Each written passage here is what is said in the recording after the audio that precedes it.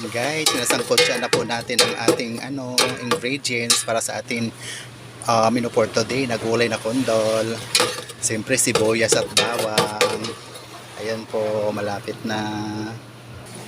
At ito po, atin na po ilagay ang ating gulay na kondol. Ayan.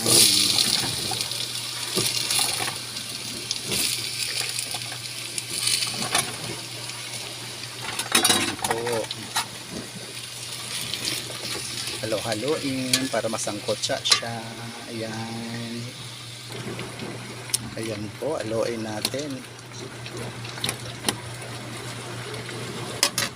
At syempre, takpan muna natin para maluto siya. Saka natin i-add on sa iba pang ingredients. Ayan.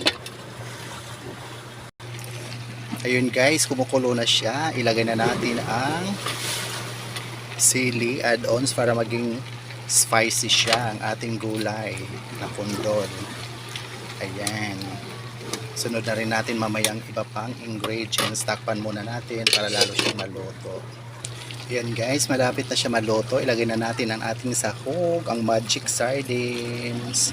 Yehey, look siya, na po siya. Ayan, kunting kimbot na lang. Kunting kimbot na lang po. At add-ons na rin po natin ang ating ginisa mix. Ayan. Ayan mga palangga, atin na siya buksan kasi mukhang luto na. Wow! Yummy yummy na po. Yan guys, luto na. Ready ng ating ulam ngayon pananghalian.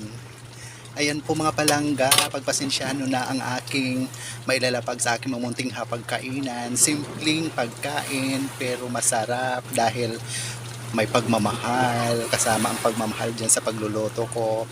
Tara na guys, kain na tayo at maraming salamat sa patuloy na pagsuporta nyo sa aking mga mamunting video. Ramil Javier Ela Vlog, maraming salamat po. Love you all guys. God bless us all po. See you next video sa aking reels. Bye!